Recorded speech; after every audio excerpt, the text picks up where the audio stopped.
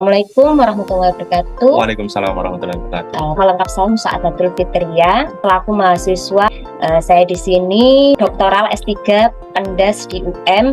Selain itu saya juga sebagai dosen di universitas swasta, tepatnya di Lamongan.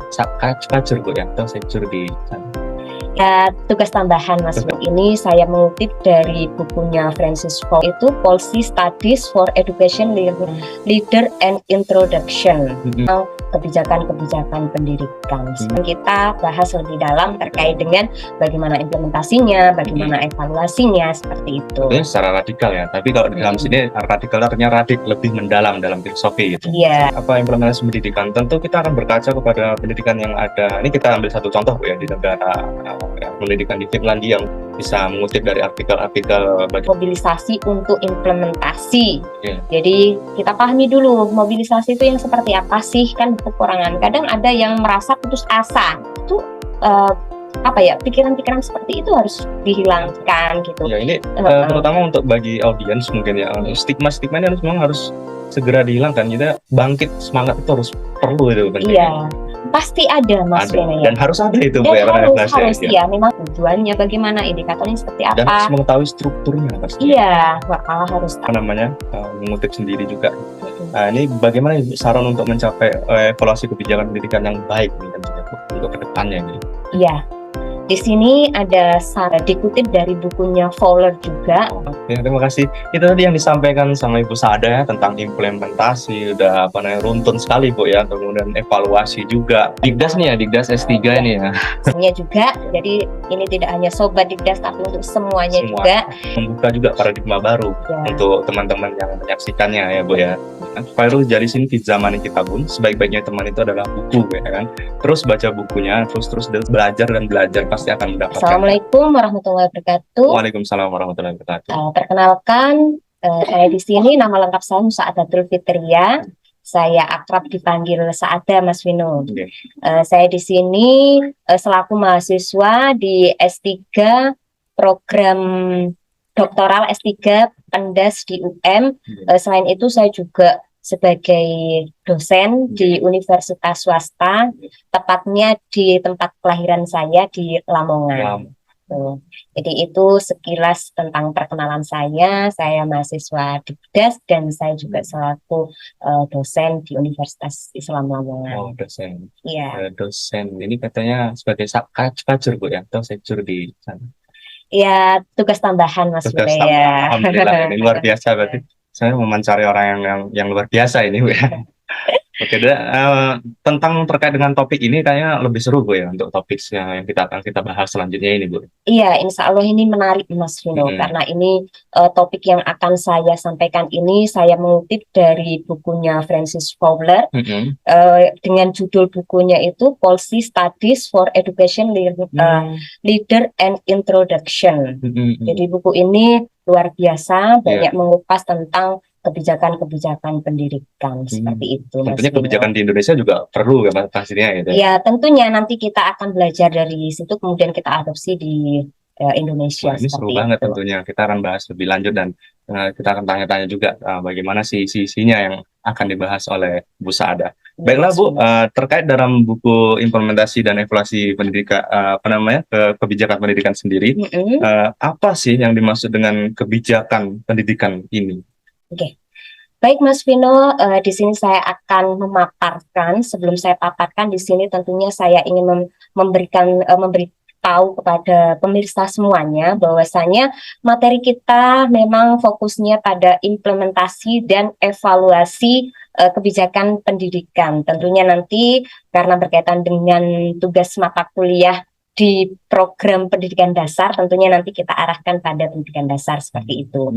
Jadi di sini ada dua subtopik utama, Mas Vino. Ada implementasi dan ada evaluasi kebijakan. Namun sebelum masuk memahami lebih dalam apa sih implementasi kebijakan itu, apa sih yang dimaksud dengan kebijakan, evaluasi kebijakan itu seperti apa. Nah, tentunya kita harus pahami dulu yang dimaksud dengan kebijakan pendidikan seperti itu. Jadi kita bahas dulu yang mendasar, kemudian kita bahas lebih dalam terkait dengan bagaimana implementasinya, bagaimana evaluasinya, seperti itu. Tentunya secara radikal ya, tapi kalau di dalam sini radikal artinya radik, lebih mendalam dalam filosofi gitu. Iya, Ya. betul Mas Vino. Baiklah, kemudian perlu nggak Bu, implementasi kebijakan ini dilakukan gitu Bu? Ya, perlu Mas Vino.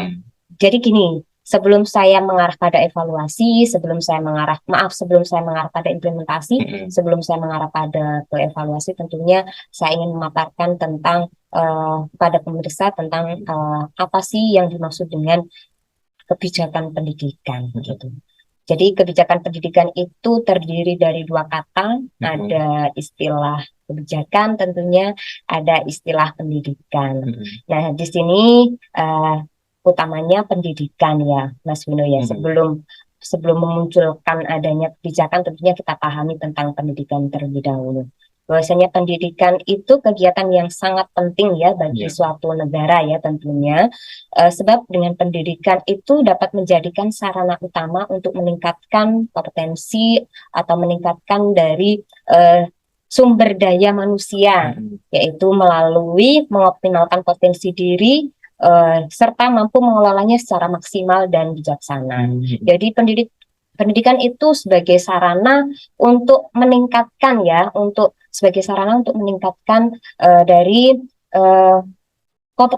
meningkatkan sumber daya manusianya gitu. Jadi kalau ingin negara itu maju tentunya harus diperkuat SDM-nya dulu seperti itu. Nah, dari situ pendidikan mempunyai peran yang sangat penting ya. Jadi dalam kehidupan manusia agar nantinya manusia juga bisa menjadi manusia yang berkembang dan berbudidaya seperti itu. Selanjutnya pendidikan itu juga tidak akan bisa berjalan dengan lancar tanpa adanya kebijakan. Nah, dari sini ada pentingnya adanya kebijakan itu untuk menyelaraskan dari tujuan pendidikan seperti itu. Kalau ngomong-ngomong tentang implementasi pendidikan, tentu kita akan berkaca kepada pendidikan yang ada. Ini kita ambil satu contoh Bu ya di negara yang berkembang nih, kayak pendidikan di Finlandia, mungkin Bu sudah pernah dengar, bahkan sudah bisa mengutip dari artikel-artikel bagaimana tentang pendidikan yang ada di sana, karena kita pendidikan dasar nih Bu, yang membahas pendidikan dasar. Di situ kan ada pendidikan yang sangat luar biasa tentunya. Bisa diambil dari kebijakan-kebijakan yang ada di sana, kemungkinan bisa diambil dari sana Ibu ya. Iya, kemungkinan juga bisa diambil dari sana. Jadi sebenarnya kebijakan-kebijakan itu kita juga bisa mengadopsi dari luar, dari mana. Tentunya juga harus disesuaikan dengan kebutuhan yang ada di Indonesia. Sesuaikan. Iya, karena Indonesia juga banyak budayanya, kemudian suku-suku bangsanya juga banyak. Jadi kalau kita mengadopsi dari suatu kebijakan, tentunya kita harus mempertimbangkan itu semuanya. Karena ya sesuai dengan kebutuhan yang ada di Indonesia. Seperti itu Mas Vino. Ya, baiklah. Terima kasih Bu. Tadi sangat luar biasa penjelasannya juga. Kemudian bagaimana sih Bu implementasi pendidikan yang tepat itu menurut Ibu ini? Oke, baik Mas Vino ya. Jadi di sini tadi saya sudah mengutarakan tentang apa sih yang dimaksud dengan pendidikan, apa sih yang dimaksud dengan kebijakan. Sekarang ranahnya pada implementasi ya. Jadi kita pahami dulu implementasi kebijakan pendidikan itu seperti apa gitu ya. Jadi implementasi kebijakan pendidikan itu sebagai sarana atau mengupayakan agar rumusan-rumusan kebijakan pendidikan itu berlaku di dalam praktiknya gitu. Jadi kita ada implementasi, berarti suatu kebijakan ketika diimplementasikan berarti itu dilakukan, diterapkan dalam praktiknya seperti itu. Nah, sebaik apapun kebijakan ya, ketika itu tidak dilakukan maka masyarakat juga tidak akan mengetahui manfaatnya. Oleh sebab itu sesederhana apapun kebijakan jika itu dilakukan maka akan lebih berguna ya apapun dan seberapapun hasilnya seperti itu. Jadi implementasi itu memang perlu dilakukan karena percuma buat kebijakan tapi tidak diimplementasikan. Jadi implementasi itu sebagai bentuk realisasi dari kebijakan, karena kebijakan itu kan kebijakan itu bisa diartikan sebagai keputusan-keputusan yang sifatnya itu apa ya, substantif seperti itu, atau aturan-aturan atau seperangkat peraturan atau hal-hal yang mengikat seperti itu. Jadi itu perlu sekali diimplementasikan sehingga dia tidak menjadi pedoman yang mati, tapi itu harus dilakukan. Karena apa? Pentingnya dilakukan karena implementasi menjadi jembatan untuk penghubung antara perumusan kebijakan dengan hasil kebijakan yang diharapkan. Ya. Seperti itu, Mas Vino. Kemudian yang ada di Indonesia ini kan tentunya banyak pasti ya Bu, kebijakan-kebijakan yang dibuat oleh pemerintah. Tentunya itu sudah secara apa ya, runtun Mas Ibu ya, dan tidak asal ngawur aja membuat Iya, kebijakan tentunya itu. sudah dipertimbangkan, sudah dipikirkan dengan matang, tentunya bagaimana prosesnya, bagaimana nanti pelaksanaannya, bagaimana nanti sampai evaluasinya, kemudian nanti tindak lanjutnya seperti apa, tentunya itu sudah dipikirkan seperti itu. Kalau pandangan Ibu sendiri nih Bu, terkait tentang implementasi pendidikan yang ada di Merdeka Belajar nih, bagaimana Bu? Ya, jadi sebenarnya untuk Merdeka Belajar itu kan suatu terobosan ya, Mas Vino Terobosan ya. ya. Jadi terobosan Menteri kita Bapak Nadiem Makarim, beliau menteri, memang untuk Merdeka Belajar ini kan pertama kali digemparkan tuh di tahun 2019 ya. Ya. Nah, itu kan waktu parah-parahnya COVID ya, parah-parahnya COVID, sehingga itu juga masih belum bisa berjalan dengan maksimal ya. Nah, untuk di tahun ini kan sudah mulai ya, ada sosialisasi-sosialisasi, bahkan ada program-program penggerak, guru penggerak itu kan juga untuk ya salah satunya untuk melaksanakan dari implementasi kebijakan Merdeka Belajar seperti itu.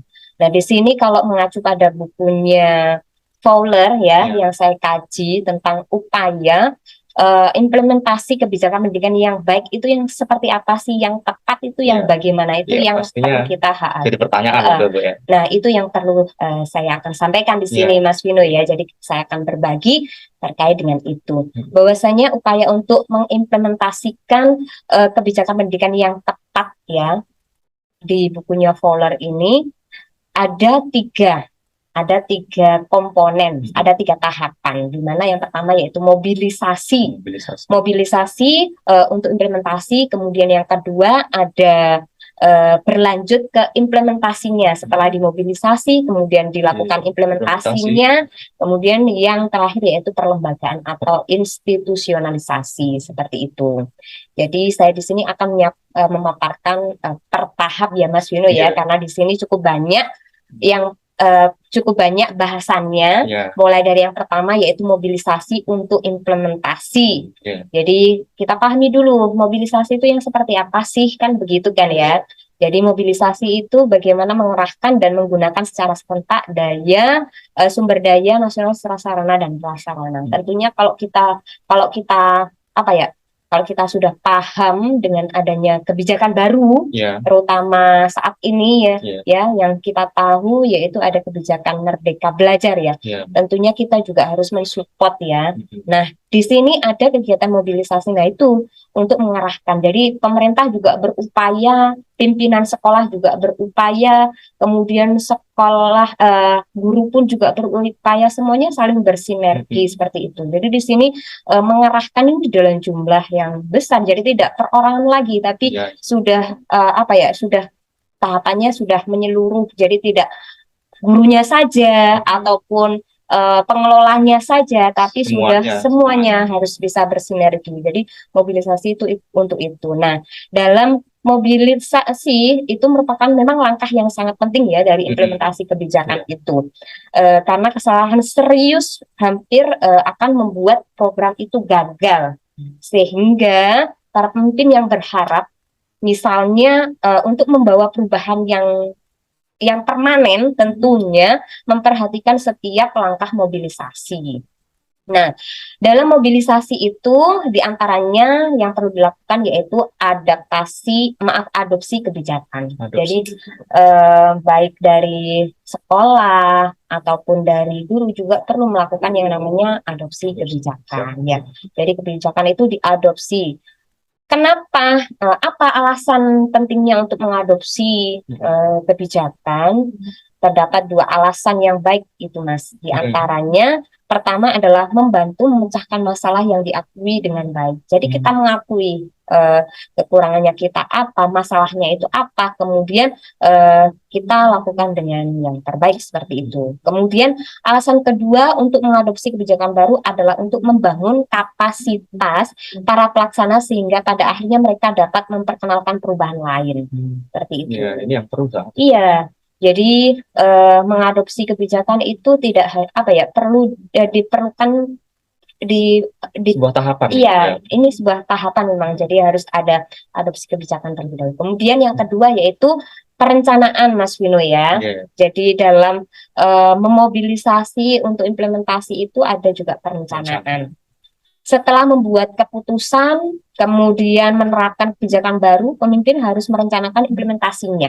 Ya. Jadi setelah sudah diputuskan untuk mengadopsi kebijakan baru, tentunya harus disusun dengan perencanaan-perencanaannya. Perencanaannya itu bisa dalam jangka pendek atau bisa dalam jangka panjang, misalnya begitu. Kalau perencanaan dalam jangka pendek biasanya keterlibatan dengan guru dalam pelaksanaan pembelajarannya seperti itu. Kemudian kalau jangka panjang nanti mungkin dari kurikulumnya seperti itu. Itu Mas Bruno. Kemudian dalam mobilisasi ini juga ada tahapan yaitu mengumpulkan sumber daya ya. Jadi mengumpulkan sumber daya ini sebenarnya banyak masalah sih mengimplementasikan kebijakan itu disebabkan oleh sumber daya yang tidak mencukupi, Mas Vino. Ini terkendala biasanya. Iya. Jadi kebijakan itu juga biasanya tidak bisa berjalan dengan lancar karena sumber dayanya itu kurang mencukupi. Gitu. Jadi sumber daya apa saja sih yang perlu disiapkan kan begitu kan ya, agar nantinya kebijakan itu dapat berjalan dengan baik sesuai dengan sesuai dengan yang diharapkan oleh pemerintah seperti itu. Karena kan pemerintah sudah memikirkan dengan matang kebijakan ini, sedangkan yang di bawah misalnya dari pelaksana, dari guru, dari sekolah itu tidak bisa memaksimalkan, itu juga akan sia-sia seperti itu. Jadi di sini yang perlu diperhatikan dalam sumber daya, terutama sumber daya itu adalah terutama biaya, anggaran. Jadi dalam menerapkan suatu kebijakan tentunya juga didukung dengan anggaran. Gitu Mas Vino. Kemudian adanya waktu, jadi semuanya harus kesadaran bahwa dalam menerapkan kebijakan itu tidak instan, jadi butuh waktu juga butuh kesabaran juga. Karena itu baik masalah internal maupun eksternal jadi harus begitu, harus sabar juga gitu, karena dia juga membutuhkan waktu tadi. Gitu. Kadang kan ada yang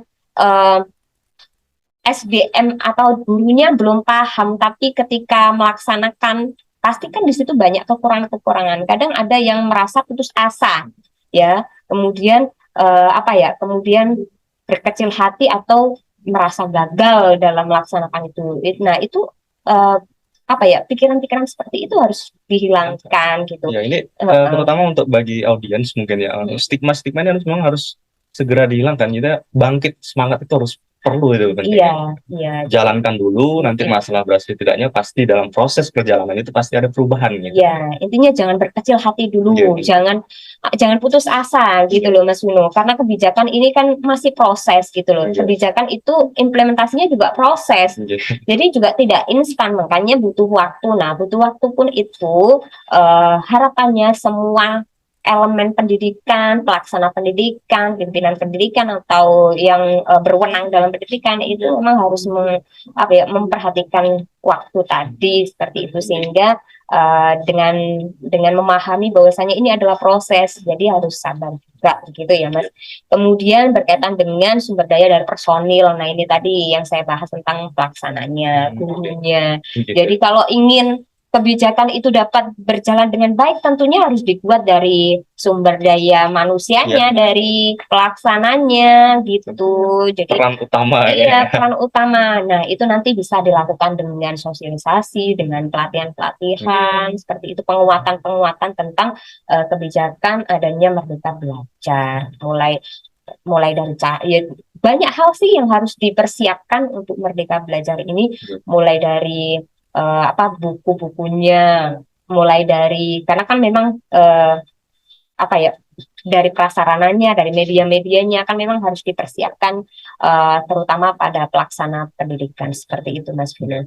Kemudian ada sarana dan peralatan dan sarananya itu juga perlu dipersiapkan dalam mengimplementasikan yang namanya kebijakan. Nah, Gitu, Mas Vino. ya, terima kasih. Itu tadi dari Ibu Saada itu panjang lebar tentang pembahasan implementasi kebijakan. Bahkan itu juga membahas tentang apa namanya Merdeka Belajar. Gimana pandangannya Bu Saada tentang Merdeka Belajar ini sudah sesuai nggak di Indonesia kira-kira? Ketika pas COVID-19 itu sangat seolah sudah memadai Bu ya untuk kinerja dari Pak Nadiem Makarim sendiri. Kita tidak mengkritik, tapi kita mencari apa ya solusi mungkin yang terbaik gitu untuk pendidikan selanjutnya. Kemudian dari implementasi ini, Bu, adakah untuk evaluasinya ini, Bu? Pasti ada, Mas Ada. Vino, ya. Dan harus ada itu, Bu, Dan ya, harus ya, memang harus. Jadi sebuah program, baik program maupun kebijakan yang dibuat itu harus ya, kalau saya bisa katakan juga wajib ya, perlu dilakukan evaluasi. Ini dalam dunia pendidikan. Iya, kalau dalam dunia pendidikan, bahkan tidak mengajar saja yang perlu dievaluasi, bahkan kebijakan pun itu harus dievaluasi gitu ya.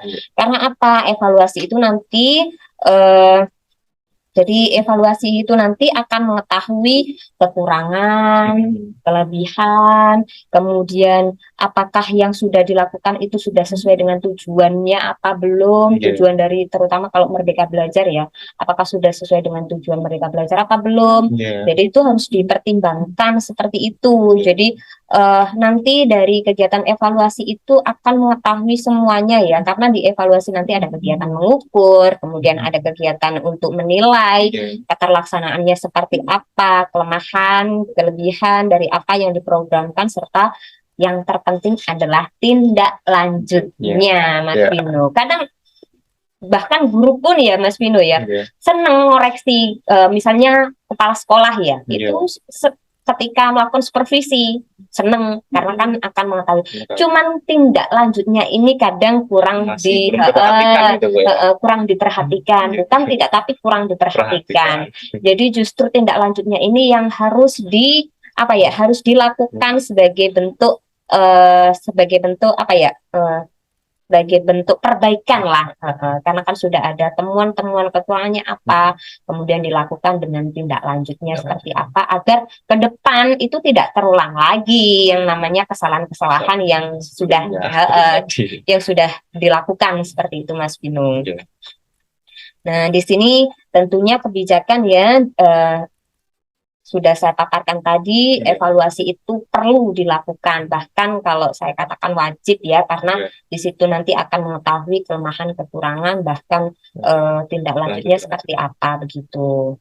Begitu, Mas Vino. Kemudian di sini yang saya perlu paparkan lagi, bahwasanya evaluasi itu juga tidak boleh dianggap remeh ya, Mas Vino, karena ada kriteria-kriterianya gitu. Oh, ada kriterianya, Bu ya? Apa saja itu, Bu, mungkin kriterianya? Nah, dalam evaluasi kebijakan pendidikan terutama kriterianya itu ada, paling tidak ini ada 7 ini, Mas Vino, di catatan saya ini ya. Jadi nanti mohon pemirsa barangkali ada tambahan silahkan ya, karena di sini dari pengkajian ya, dari pengkajian yang saya lakukan, kriteria evaluasi kebijakan itu ada 7 diantaranya. Yang pertama relevansi. Jadi relevan, Mas Vino ya, kebijakan itu nanti memberikan informasi yang relevan dengan kebutuhan pengalaman pengambilan keputusan dari kebijakan yang lain seperti itu. Jadi relevan. Kemudian signifikan. Jadi dilakukannya evaluasi kebijakan itu untuk mengukur signifikansinya seperti itu. Kemudian selanjutnya ada validitas. Jadi kriteria evaluasi itu harus valid, Mas Vino ya. Hasil evaluasi itu harus valid, harus sesuai seperti itu. Kemudian memberikan informasi yang benar berdasarkan hasil-hasil nyata dari kebijakan gitu. Ketika kebijakan sudah ini kemudian dievaluasi, nanti hasil evaluasinya harus valid gitu. Jangan sampai evaluasi itu dimanipulasi seperti itu. Jadi ini adalah menjadi kriterianya dalam melaksanakan evaluasi seperti itu. kemudian reliable, kemudian objektivitas, selanjutnya ada ketepatan waktu, kemudian ada daya guna.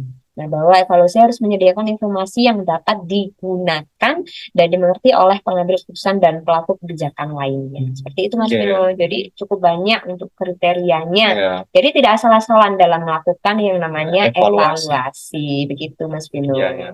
Kemudian dari tadi kriterianya ada sampai ada 7 Bu ya. Kemudian langkah-langkah evaluasi gitu.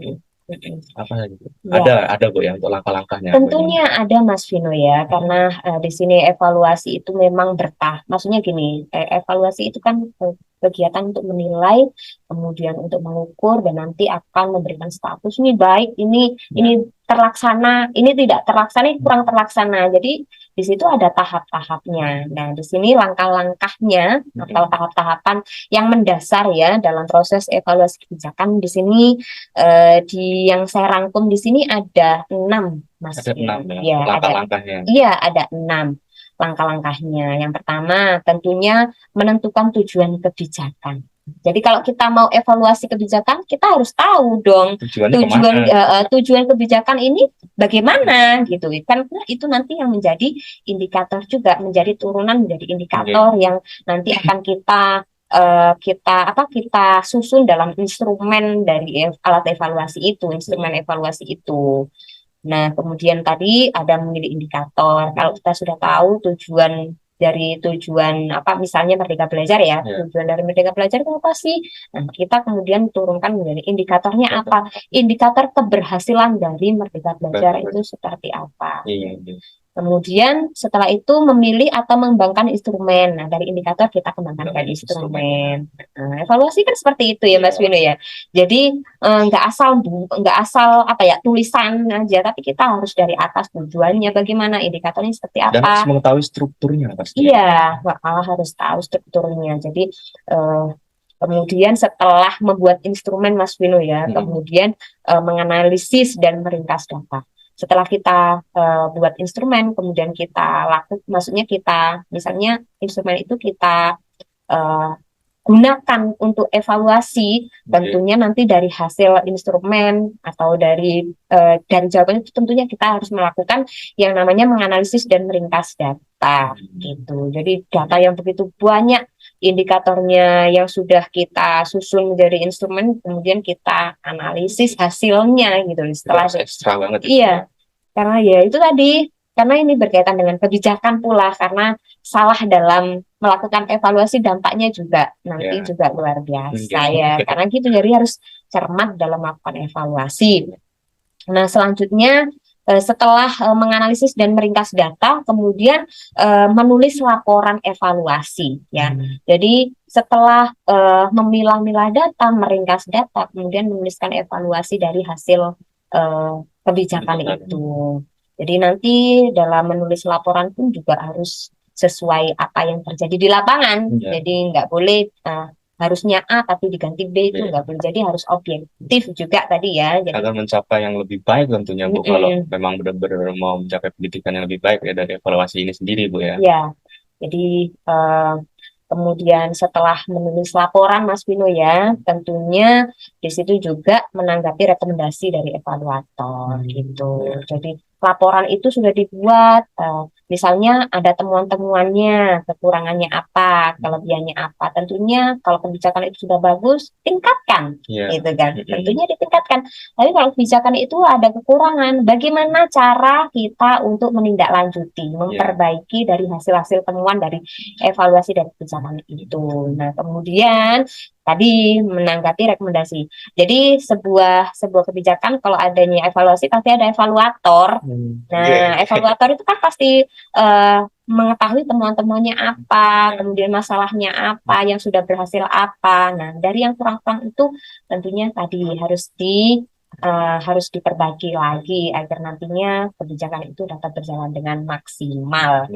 Ya, begitu Mas Vino ya, dari implementasi sampai pada evaluasi. Tadi langkah-langkahnya itu ada Bu ya, ada apa evaluasi ini. Tentunya nggak asal Iya, nggak asal membuat apa ya soal seperti itu, Iya, enggak. Tapi kita harus menganalisis dari mulai dari tadi tujuan, indikator keberhasilan dari sebuah kebijakan itu seperti apa, diturunkan di instrumennya, kemudian dilakukan evaluator mencari data berdasarkan instrumen itu, kemudian menganalisis data, menuliskan laporan, kemudian dari laporan itu kalau sudah kan pasti dilaporkan kan. Kalau misalnya ini kebijakannya oleh pemerintah, tentunya dilaporkan oleh pemerintah. Begitu. Kemudian dari pemerintah menindaklanjuti untuk keberlanjutan dari sebuah kebijakan itu agar nantinya ke depan bisa lebih baik lagi, agar pendidikan itu juga bisa terarah seperti itu. Ya, terima kasih Bu. Kemudian di sini Bu, saya ada pertanyaan tadi saya agak apa namanya mengutip sendiri juga. Ini bagaimana Ibu saran untuk mencapai evaluasi kebijakan pendidikan yang baik ini tentunya Bu untuk kedepannya gitu. Iya, di sini ada saran-saran yang untuk mencapai evaluasi kebijakan yang baik. Ini juga dikutip dari bukunya Fowler juga tetap ini, Bu, iya ya. Tetap jadi memang ini rujukan utamanya di bukunya Fowler itu. Jadi di sini ada beberapa saran ya untuk mencapai evaluasi kebijakan pendidikan yang baik dan tentunya mungkin bisa diadopsi di Indonesia juga ini. Ya. Jadi yang pertama evaluasi dibangun di awal, direncanakan di awal. Jadi ketika sudah memutuskan diberlakukan kebijakan ini, tentunya harus dipikirkan untuk evaluasinya, direncanakan untuk evaluasinya, gitu. Kemudian berkomunikasi dengan pemangku kepentingan, lakukan komunikasi dengan pemangku kepentingan baik stakeholder atau yang lain. Gunanya itu tadi agar kebijakan pendidikan itu bisa lebih baik lagi begitu kan. Kemudian memilih indikator yang dievaluasi. Jadi dalam melakukan evaluasi itu penting sekali memilih indikator. Tadi kan sudah saya sampaikan juga ya kemudian tentang indikator-indikatornya itu kita harus pahami dulu ketercapaian dari suatu kebijakan itu yang seperti apa sih. Nah, indikatornya. Nah, itu yang perlu kita yang perlu kita pilih dan yang harus kita evaluasi. Kemudian membangun koleksi data. Kemudian yang terakhir memilih evaluator. Memilih evaluator itu juga tidak boleh asal. Harus bidangnya gitu ya. Harus paham betul tentang evaluasi pendidikan tentunya. Nah, nanti evaluasi ini terutama ini adalah pada kebijakannya. Yang dievaluasi itu pada kebijakannya. Cuman untuk langkah-langkah evaluasi sih sebenarnya secara umum sama sih Mas. Cuman kita ini digunakan untuk apa?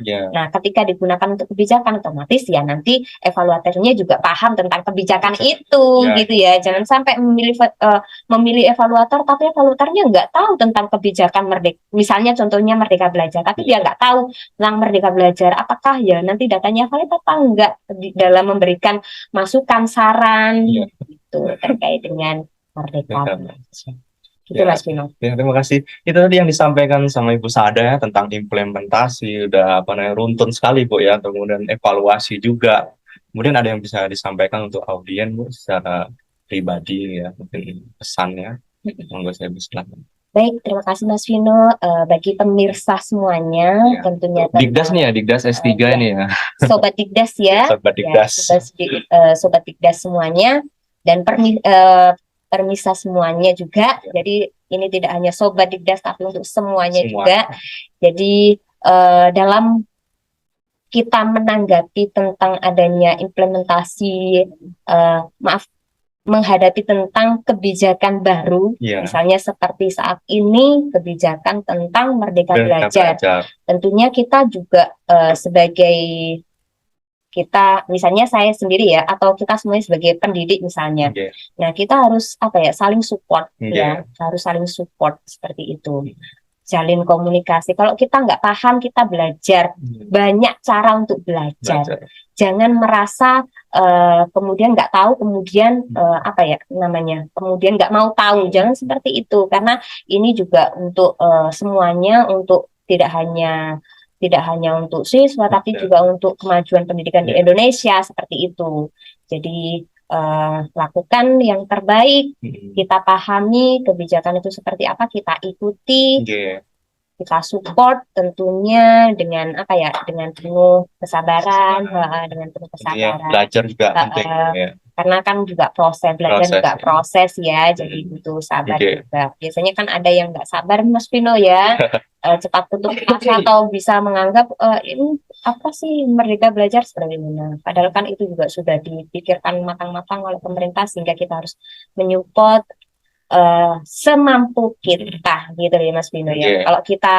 Kalau kita kok nggak bisa, kita belajar banyak cara untuk belajar. Oke. Apalagi sekarang era digital Mas Vino ya. Oke. Jadi banyak sekali apa ya, bisa kita pelajari banyak banyak apa banyak dari YouTube juga banyak tentang penjelasan tentang Merdeka Belajar seperti apa gitu. Dan tentunya juga kita bahas juga tadi tentang implementasi dan evaluasi, tentunya insya Allah bisa membuka juga paradigma baru Ya, untuk teman-teman yang menyaksikannya ya Bu ya.